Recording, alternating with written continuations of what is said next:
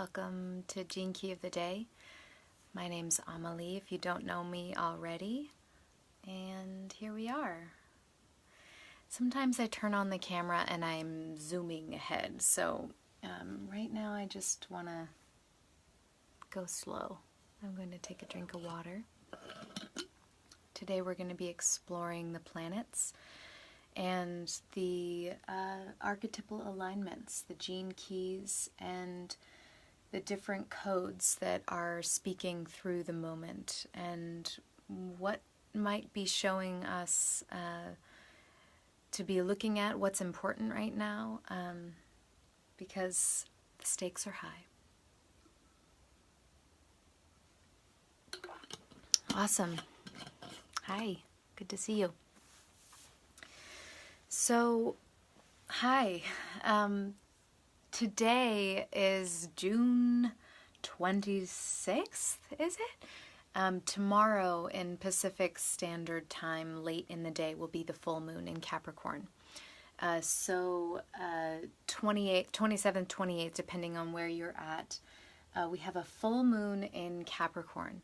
And what makes this moon very special is that it's conjunct to Saturn. And it's in, of course, it's opposition with the sun. The sun is in, or will be in, moving into the 52nd gene key, moving from stress at the shadow and restraint at the gift and stillness at the city. And the moon will be in the 58th gene key that moves from the shadow of dissatisfaction to the gift of vitality and the city of bliss. And it's coming into conjunction with Saturn, which is retrograding in Capricorn right now. So I feel a tension. You know, full moons, they are a tension because they're in opposition of the sun and the moon. Between the urge to change and create a different world, a better world, and the sitting in the moment and allowing the perfection of all things to be attuned to attune to the still point. So the 52 just feels like that. Be the eye of the storm. There's so much going on, spinning all around us in our days and in the world, and so much moving and chaos, tumultuous stuff. 52 is calling us to anchor ourselves in to our breath, deep belly breathing, and to be the center of the storm. Now, meanwhile, we have this opposition with the 58th gene key. And the moon is meeting up with Saturn here. So this is where we find our collective tasks. This is like, you know, Saturn means business. It's here to refine us, to mature us and grow us. So it's a bit of a serious moon. There's like, okay, what's our work? What's the work at hand? But it's fun to get turned on by work and growth. But the 58 is this key that just wants to grow. It wants to be of service and bring about the betterment of humanity. And that can feel really stressful sometimes. That can feel hard to maneuver and how to negotiate that. So that's what we're going to be getting into today, because what I want to actually like zoom to another area to give a little bit more context to what this full moon, what the setting of this full moon is, because we are just entering into a Mars retrograde. And so we're going to talk about that for a second to give us context for the full moon. So Mars just went retrograde yesterday, June 25th, at 9 degrees Aquarius. And it's in the 19th gene key, and it will be retrograding all the way back to the 60th gene key, just at like a couple degrees back into Capricorn, so back to 28 degrees Capricorn, and will go direct on August 26th. So this is about a 2-month cycle of Mars being retrograde. And Mars is an energy planet. It is the planet that motivates us to act and to initiate. It's our sex drive. It's the motor inside of us. And so with a Mars retrograde, there can be a slowing down of a lot of the external things that happen, and a sort of reviewing of our tactics of action. What's working for me? What's not working for me? And getting what I want. What do I want? Is this a desire, a lower desire? Is this a higher desire for liberation and the betterment of humanity? There's a lot of just checking ourselves in our Mars. But the way that I'm wanting to frame it in the narrative that I'm telling today is there's this inner initiative for change. And that change part is coming from the Aquarius. Aquarius is a conduit for humanitarian change, transformation, and enlightenment. It's sort of like where we can envision ourselves into the kind of societies and kind of communities that we want to be inside of. So that's its gift nature, and that's where we have this inner initiative to change. I really want to emphasize the inner, because that's Mars turning itself inward, right? It's no longer am I needing to see that happen. For the time being, I'm going to really consider myself and my role and how I can change things internally in order to then be of better service to the whole. And I want to just note here that the shadow then of Aquarius, who's so full of capacity for humanitarian change, is actually where we conform to the status quo. Oh, the status quo. Conformity. Okay, these are like the places where our collective radar is narrowing in on.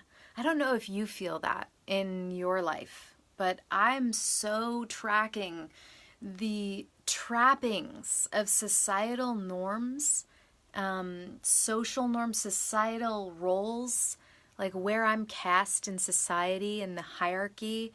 Where am I gaining privilege, undeserved privilege, and just being given that? And then where am I put into a category where I'm less than? We are socialized, and Aquarius is a very social sign. It's either like breaking out of conformity of status quo and peering out upon the horizon of what's possible and actually innovating. It's this higher electrical mind, like innovating the new society, or it's falling back into those conformities. And so, one of the questions that I have for us today is, how do we break out of our dependency, our codependency on the status quo? Because we all are wired into the system. It's the water that we swim in, right? We are neurologically wired on a subconscious level into the system. And there's so much we could say about that. And by all means, this is a time to really ask yourself, how am I wired into the system? And maybe another question is, where do I conform to the status quo? And part of me, like where I see that in myself, is just how much I give a damn about what you all think of me. That's like this, like, oh, I must act a certain way, or else there's going to be social consequences. And, that's real to a certain extent, but it keeps us trapped. And I love people like Russell Brand and Jodorowsky and Jim Carrey and people who break societal rules. And, they're obviously, these are, faces that are on a larger stage. So we see them breaking the rules, but thank God for breaking societal rules, because basically it's laying out to us like our upholding social norms and keeping the peace in society, is that more important than the health and well-being of our ecosystem, of our humanity, because the stakes are high. We are at a turning point at this moment on the earth. It's pivotal. And so as much as all of this is like, yay, let's create reality and play and like open up into consciousness, this is freaking real. There's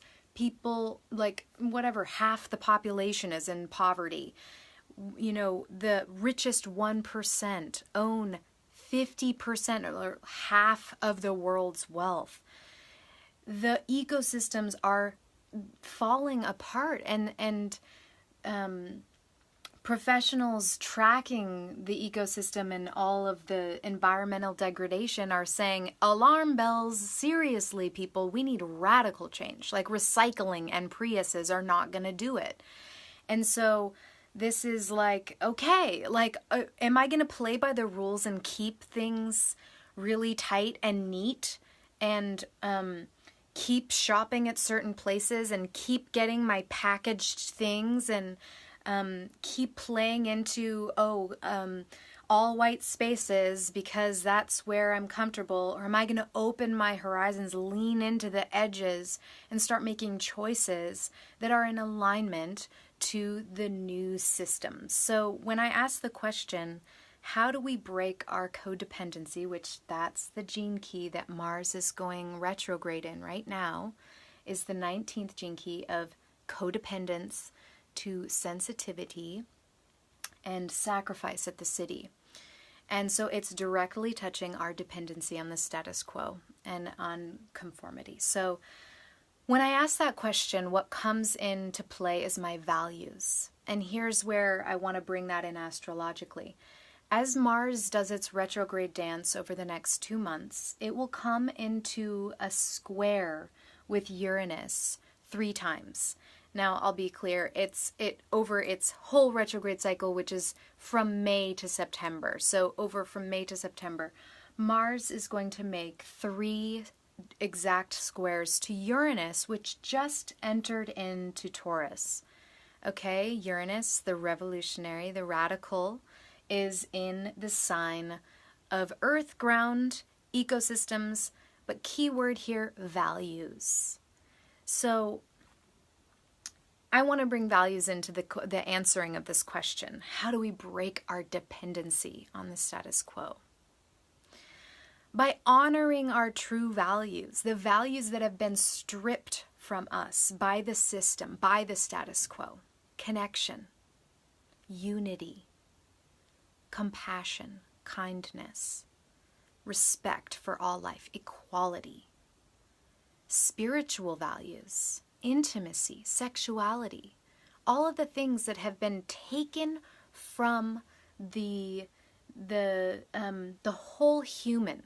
That, like how our governments do the GDP, like we rate and measure our success as a nation through our economic wealth, and we're not looking at the whole system of a human.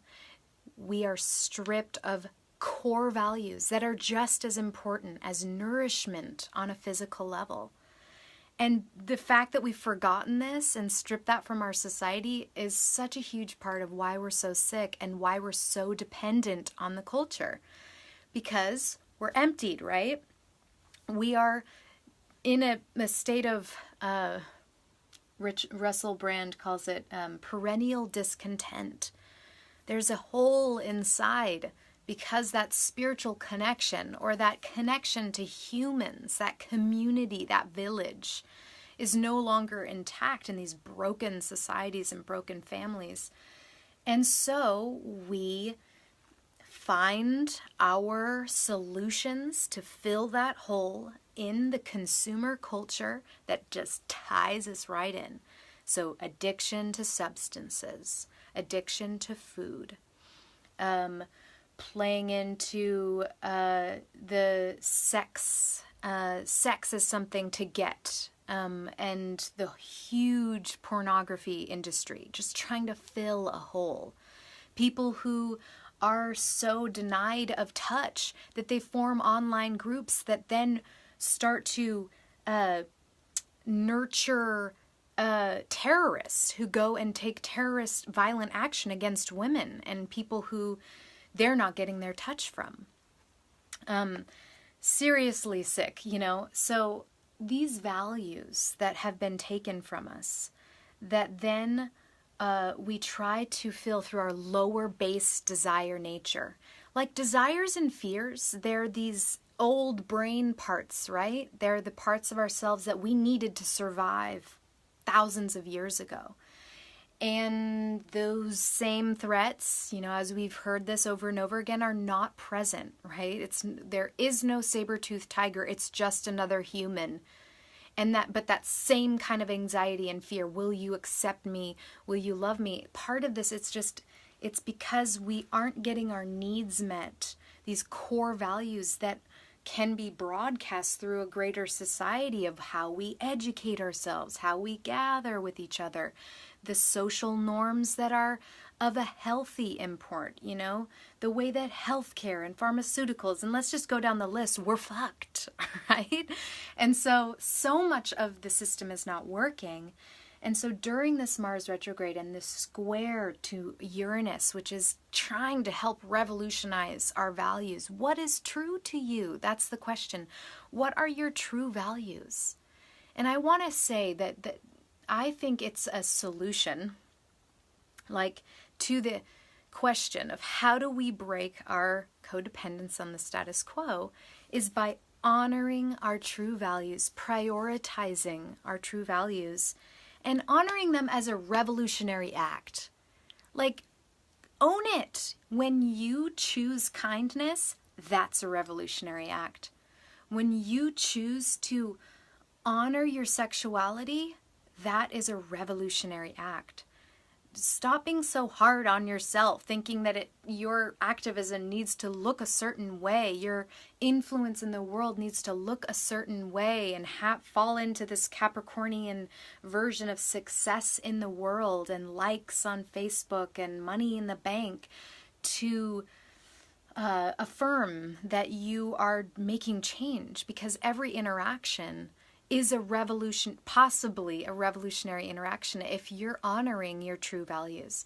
So, human connection, so crucial and important. Community, having our people, that's crucial. I'm so grateful to be in a community of like-minded people that we challenge our tribalism and the way that we might get caught up in allegiances with, we're so superior over here with our spiritual beliefs. There's a lot to counterculture and spiritual culture that we need to learn. Because I feel like that's mostly my audience right now, which is a whole nother episode. But I just want to come back to how in order for us to untether ourselves from the dominant cultural narratives that are keeping us enslaved to the system of oppression out there, in here, we need to become internally resourced. And that's the 58. That's the full moon tomorrow. Conjunct Saturn. Saturn means business. Let's learn some lessons here. There's some power here. Saturn helps us negotiate power on the 3D plane. How are we going to harness power and actually bring it into play and actually change the structures of our society? So we need to become internally resourced. So let's touch on this for a second. Why would the gift of vitality, which is all about becoming internally resourced, be so important at this time? Because if we are perennially discontented and we have a dissatisfaction inside of us, and if you didn't, I'd be afraid. It's good that we're dissatisfied because things do need to change and things are off. But if we respond to that discontent, that dissatisfaction, by trying to externally acquire solutions, we are falling into the trap of status quo, of the establishment. That's what they want. That's consumer culture. I'm going to keep looking outside of myself. That's disempowerment, right? And so the solution another one of these, okay, wait, if I am to like actually rebel, or that word can be sometimes a little bit immature, have those connotations. More so, if I'm going to unplug and become autonomous and sovereign, then I need to be internally sourced. Yes, intrinsic rewards, natural, authentic feedback loop to my own system, my own whole system. So that means that my response to the signal of dissatisfaction is going to be by turning inward and sourcing my solution inside. And for me, like, my form of activism at this point feels like I'm here to support shifting consciousness, because I feel like that's a huge thing that can support major shifts in the external, is if we shift our consciousness and we liberate ourselves and from the system, then we become autonomous, then we have our power, then we become, change agents. And obviously we need to band together then and say, actually, no, this needs to stop. Multinational corporations having the subsidies to keep doing the things in the trade tariffs to go and strip other countries of their natural, cultural, economic well-being, that has to stop. That's not okay. And it's going to take us being liberated in ourselves to be able to stand up and say no. And I know we can say no before that, but it's going to be way more powerful if we have a shift in consciousness and we're shifting others in consciousness too and inspiring people to wake up. So the question Russell Brand writes in his Revolution book, which I highly recommend, it's super badass, is, can we execute a successful jailbreak when we have become our own jailers? It's Bob Marley and the Emancipate Yourself from Mental Slavery. This is a time when the planets are aligned and everything is set up for us to be doing the internal jailbreak. Mars retrograde. Mars is a warrior planet. It's a protector. And so it's going to go in and try to free you from places and help to motivate you intrinsically, internally, to change things inside, to untether, untag from dominant cultural narratives, to wake up to them and see what you're getting out of them, and then realize you can get that same thing inside of yourself.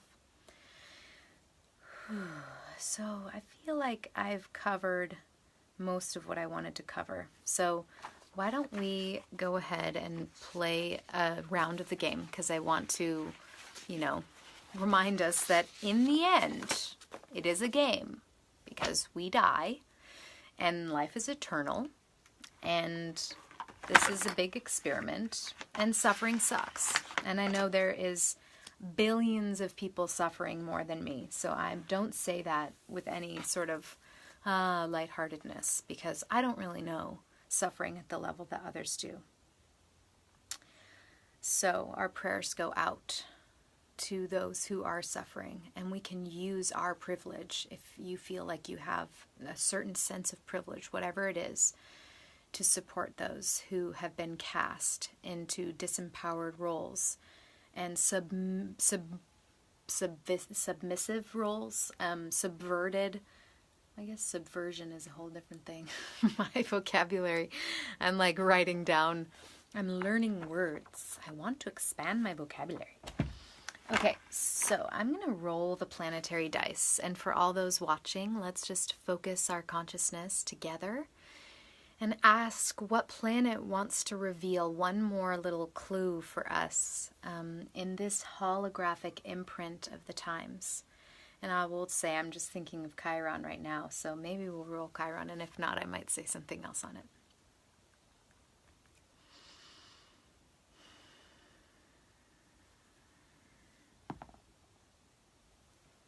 Nice, Jupiter.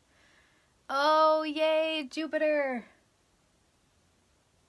Jupiter is retrograding still in Scorpio.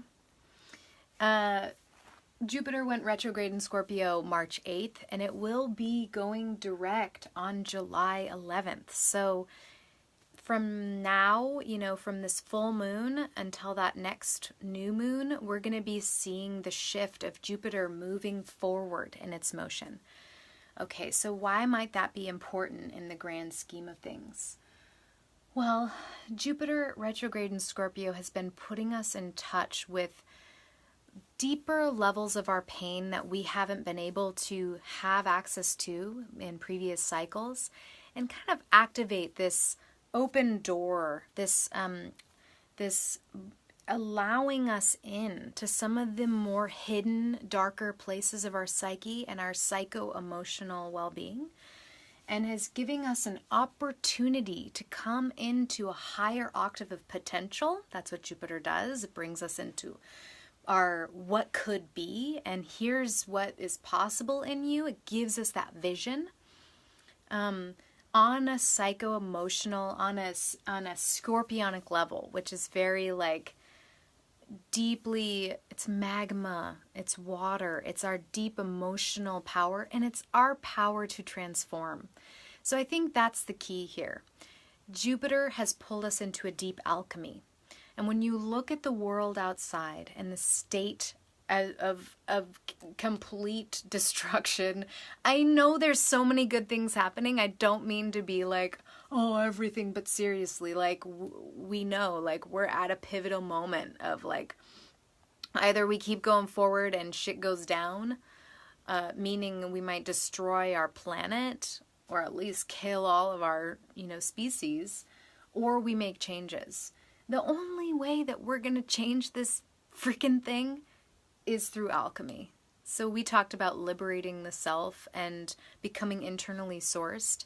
This is an alchemical process because we have so much shadow archetypes that are a part of our nature, and they've become exacerbated by the don't look at that, polarization, bad over here, good over here. No, no, no, no.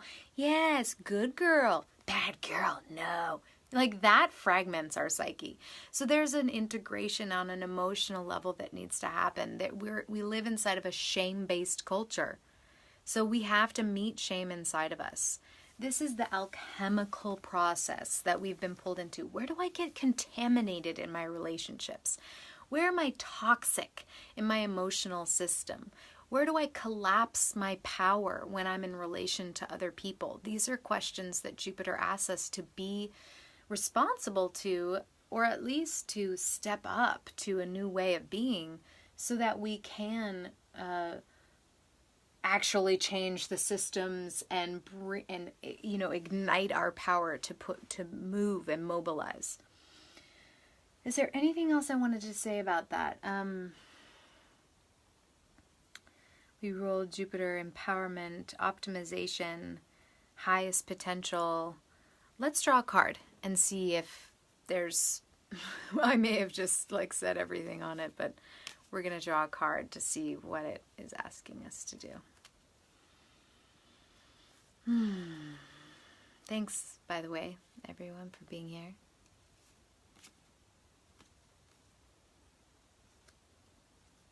All right, so this is a life card, and I know it's backwards for you guys, so you probably can't see that, but when we play the game, which, by the way, you can totally buy this game. It plays like a game. It's really fun. But we pulled a life card, and that is, a question that I would answer. So how does this key, so the first gene key, but also Scorpio and the Jupiter retrograde, how does this challenge and support my home life?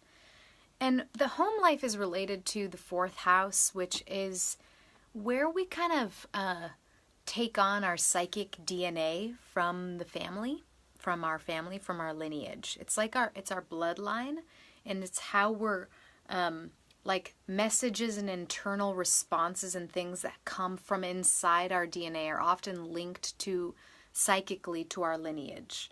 And so we carry our codes of our family, you know.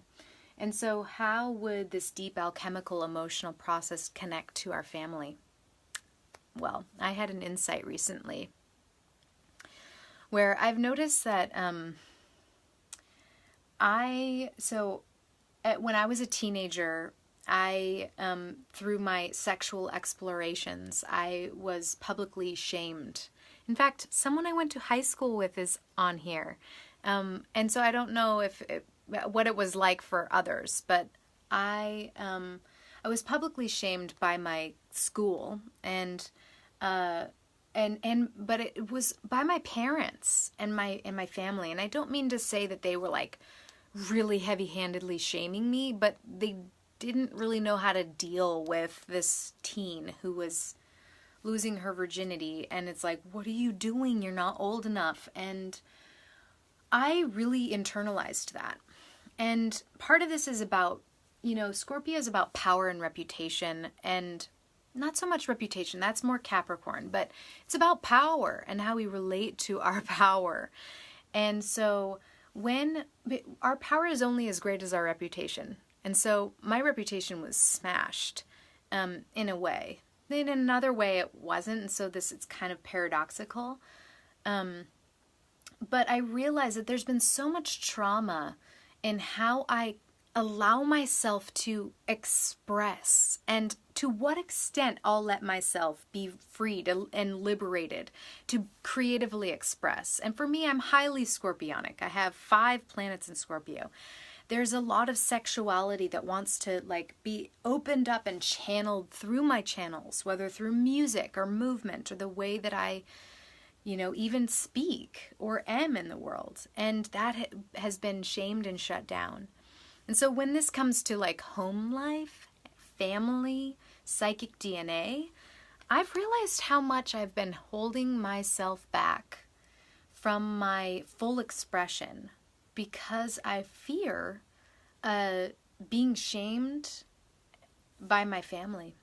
I'm scared of like my mom and dad like seeing my videos, and like, what if I wanted to strip? What if I wanted to like get sexy and when I'm singing, and like, because that's part of me, and oh God, would they see it? Because social media, I'm so exposed. Oh God, would they see it? So I feel like it's one of those questions of, are the societal norms, are the familial programs, or the shame-based programs in my culture, family, society, are they more important to uphold than the health and well-being of our ecosystem and our cultures, the well-being of our humanity and my personal liberation?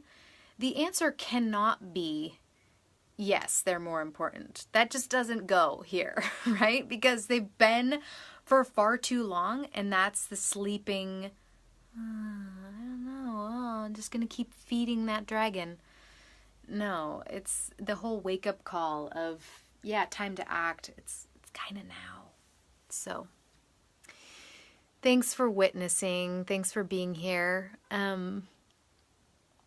Thank you, Athena. Yeah. And Kelly, girl. Douglas, I'll send a link to the game. It's really cool. You can play it in groups. It's a creative contemplation game that can be educational and a study board. You can track the transits like I do. You can use it as an oracle, or you can use it as a game. Yeah, many blessings, Dandelion. Yeah, it's amazing to see you all here. Thank you for tuning in. Happy full moon. And I think that's a wrap. All right. It's always so hard to say I'm done because there's infinitely more that we can say. Much love.